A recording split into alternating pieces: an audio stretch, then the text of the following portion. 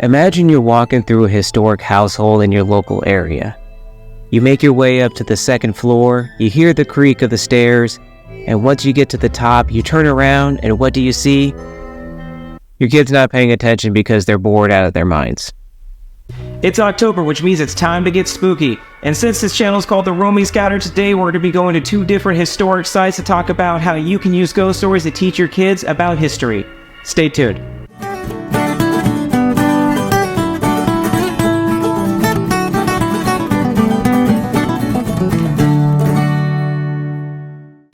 In today's world, teaching history from a textbook can be just absolutely boring.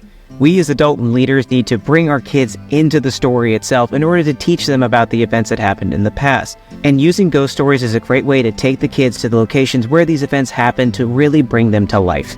So we're out at the Stafford Civil War Memorial Park, and this is a great place to bring your scouts to teach them about the Civil War because there's two different areas that I really enjoy bringing the kids to.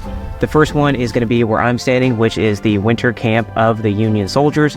Here, the kids get to see actually how the Union soldiers lived at the time, and kind of imagine how rough it must have been to live during the winter time here, because it's a little bit chilly right now, but I couldn't imagine if it was snowing and you're having to live in some of the wooden huts that they have out here. There's also a fortification over on the other side that we'll go to, where the cannons overlook one of the battlefields, and you can think about how hard it must have been to lug one of these cannons up the hill, or to move it from place to place, and just how much of this vegetation that you see around me was cleared in order to get an accurate field of fire. And kids don't think about that, because you look at here like, oh, these trees must have been here for 100 years. Yes, they probably have been here for 100 years, but they probably started out as little saplings. Just another thing that you can use to teach your scouts. But why should you care about your scouts learning about local history and national history in the first place? And why is using ghost stories such a good idea? There's the whole thing about those who do not learn history are doomed to repeat it, but also this incorporates into both the aims and the methods of scouting.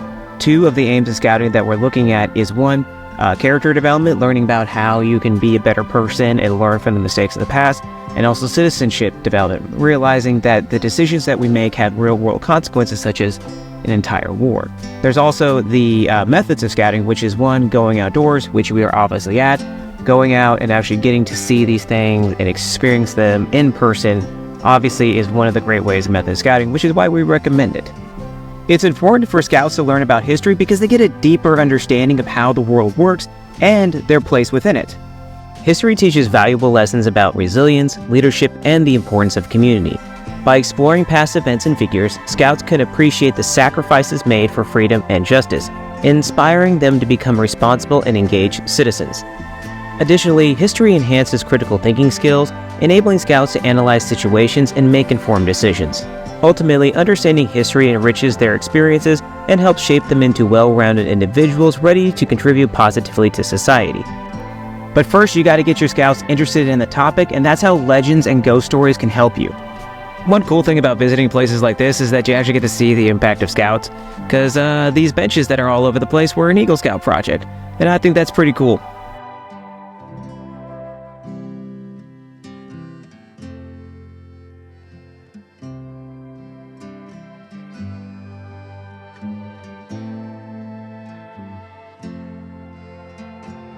Ghost stories normally grow out of real-world events and people, such as battlefields, like the one that I'm standing in right now at the Fredericksburg and Spotsylvania Military Park. So why are ghost stories so good at being able to teach us about history?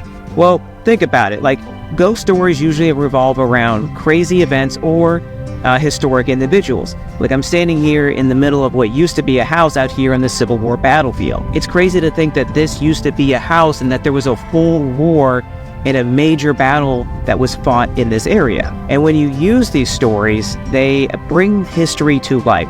It just means that you can go to these places and you can experience them. And some of the coolest stories aren't just in history books, they're passed down through legends. Ghost stories add that extra sense of mystery and adventure. And that is what's going to keep your scouts' attention. But hey, that's what we do at this channel. We try to inspire and inform. We try to inspire adult leaders and brand new parents to have robust programs for their scouts and to go to specific locations. And we want to give you the information that helps you decide whether or not to go to these locations and what you should do while you're there.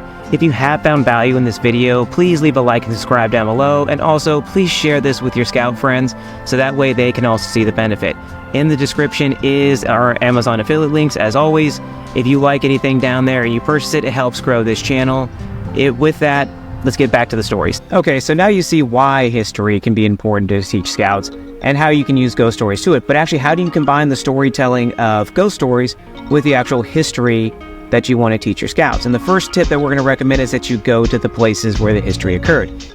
Bringing your Scouts to a location like this, such as the Fredericksburg and Spotsylvania military park, is a great way to get them involved in local history and national history.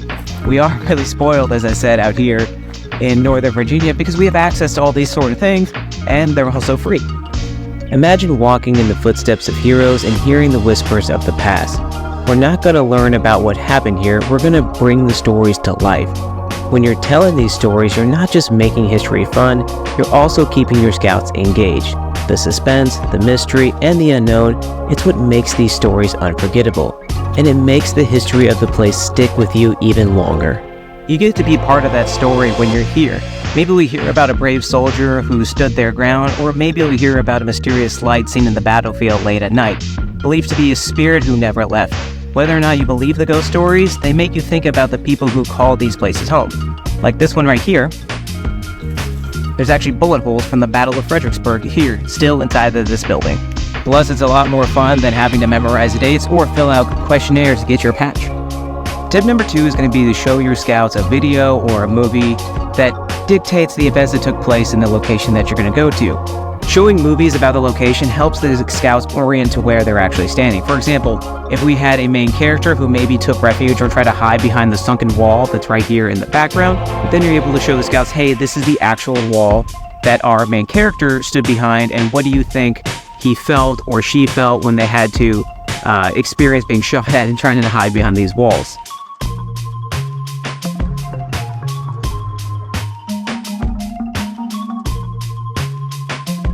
Our final tip is utilize the resources that you have and to consult the experts. I want you to go ahead and if you go to a national park like we're at right now, ask the park rangers. Usually they have 1 or 2 ghost stories, or they have some little bit about history that you can go ahead and use that might be fascinating for your Scouts.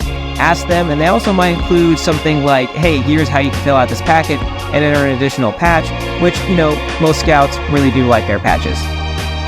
So where can you find these cool historic spots and ghost stories? Luckily for us, a lot of scouting trips already take you to places full of history. National parks, old forts, battlefields, and sometimes even ghost towns. So the next time you're out exploring a new location, ask yourself, what happened here? What stories still echo in these woods or in these walls? And remember, you're not just learning, you're stepping into a story that's bigger than all of us. That makes it so cool. Before your next trip, do a little research. Ask your leaders about any local legends tied to the area. Sometimes the coolest ghost stories are the ones the locals have been telling for generations. So this wouldn't be a very good October/Halloween video if I actually didn't tell you guys some ghost stories. Unfortunately, both the locations that I went to before actually didn't have any predominant ghost stories that I could find online. So what I've done is I've driven right down the road from the Fredericksburg battlefield over to Chatham Manor. And Chatham Manor is another historic location out here in Northern Virginia, and it's such a cool place because not only does it have history going back to the pre-American Revolutionary War, but it also has a bunch of history from the Civil War.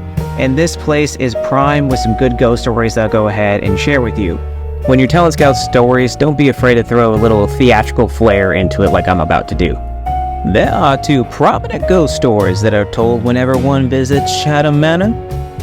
The first is gonna be the mysterious lady in white, who is believed to be a young English girl whose parents did not agree with the man that she chose as a suitor. Her parents moved her to America, but the lover did follow her and attempted to rescue her from her parents. Unfortunately, when she left the second-story window on the rope ladder, she fell into the arms of General George Washington, one of the 4 U.S. presidents to have visited Chatham Manor. After returning to England, she was wed, bare 10 children, but was known to have never smiled again. She ended up passing away, but said that she would return to Chatham Manor, where she is seen on the 27th of June every 7 years walking the grounds. The final story has to do with the Union using Chatham Manor as a hospital and headquarters during the Battle of Fredericksburg. It is said that over 130 men were buried in the front yard, and as of today, you can still see soldiers walking the grounds. I hope you've enjoyed these stories. Please leave a like and subscribe. This has been Matt with the Roaming Scouter, and I'll see you out there.